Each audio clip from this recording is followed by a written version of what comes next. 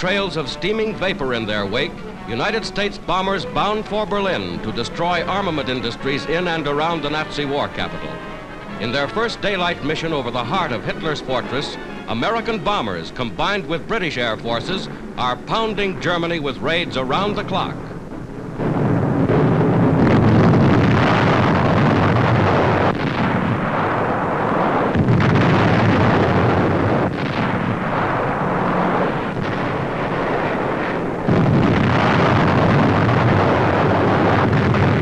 One propeller out, a bomber limps home.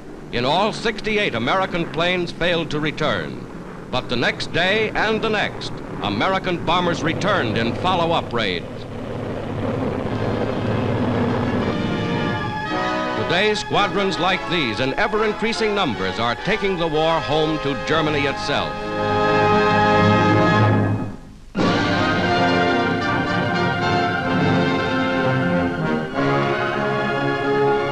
Back from her fourth wartime journey of mercy, the Swedish exchange ship Gripsholm arrives in New York Harbor. Aboard are 663 Americans home from Nazi internment and prison camps.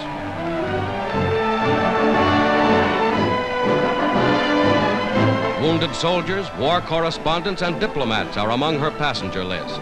They bring first-hand news of conditions in Nazi-occupied countries. Douglas MacArthur, nephew of General MacArthur, was attached to the American embassy at Vichy.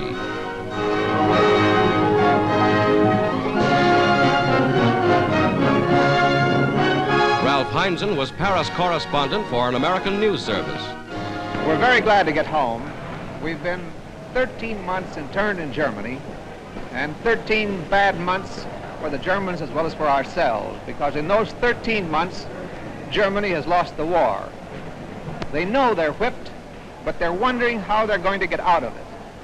Past year, Hitler has lost tremendously his prestige, particularly as a military leader. All through Europe, there's a very fierce underground warfare going on against Germany.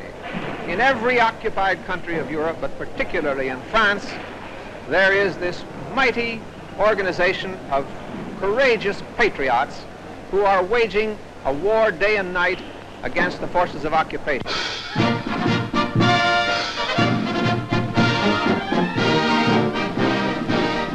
Home on leave after 4 years of battle, units of Australian fighting men get a thundering welcome as they parade through the streets of Sydney.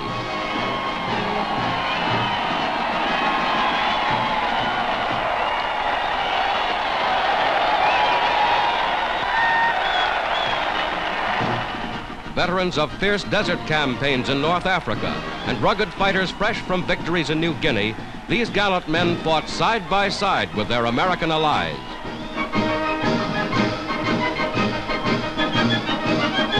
Australia's General Sir Thomas Blamey takes the official salute as the nation pays tribute to its heroic sons.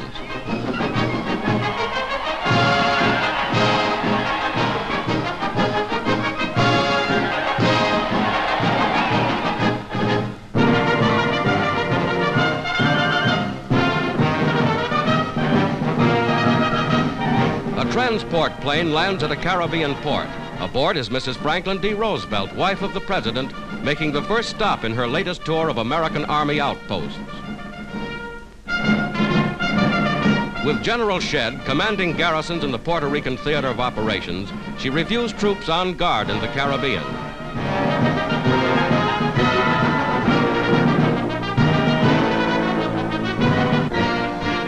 In Australia, Mrs. Douglas MacArthur, wife of the Allied commander in the Southwest Pacific, sponsors a new destroyer built by Australian workmen.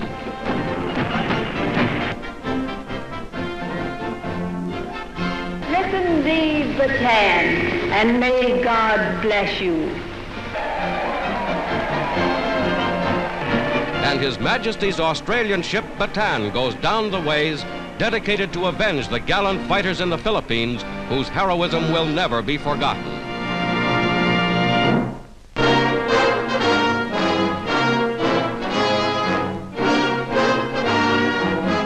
Nazi prisoners of war at a camp in northern United States.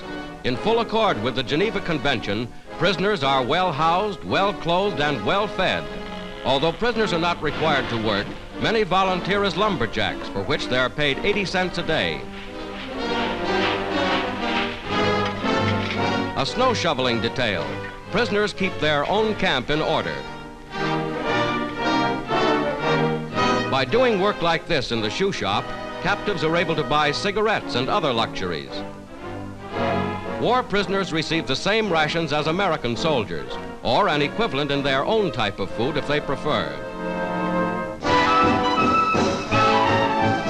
These Signal Corps pictures show a fully equipped recreation room provided for the captives, who even have their own band. America scrupulously observes the principles of humanity in her treatment of war prisoners.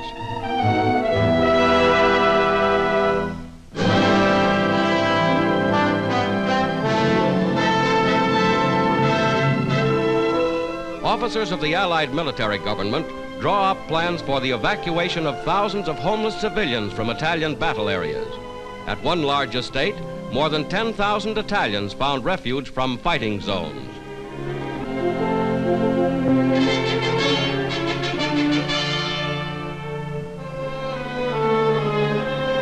Along every road in endless procession, refugees streamed toward collecting stations set up by the Allied military government. Many helpless families, made homeless by the German seizure of their country, were forced north during the Nazi retreat. Stripped of most of their possessions, only a few were adequately clothed or fed until the Allied Fifth Army landed.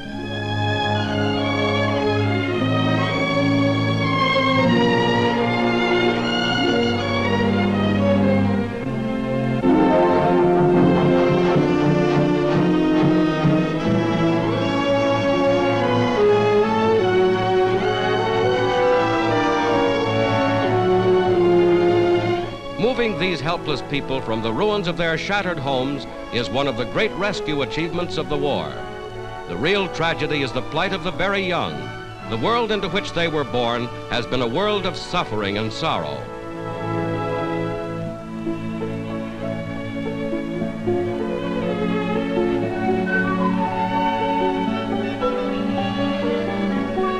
Now the Allied authorities open the way to a new haven, a haven where they may wait in safety for the day of peace. As swiftly as possible, Army trucks take them to ports of embarkation.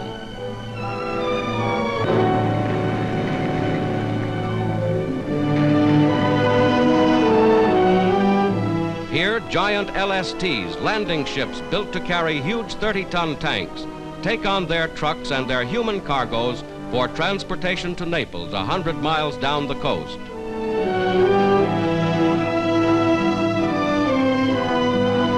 Sanctuary in southern Italy. Here many Italians find new hope and new lives in liberated territory.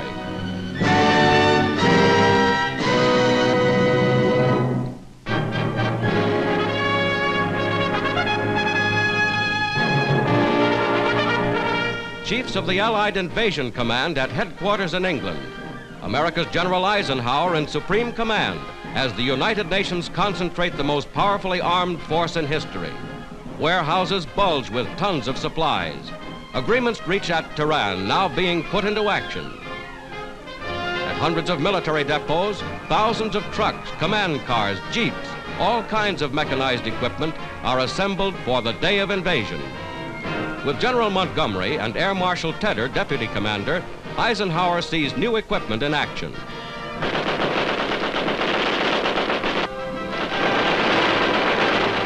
Today, great fleets of troop carriers soar over Britain, releasing their hordes of parachutists. Spectacular rehearsal of things to come.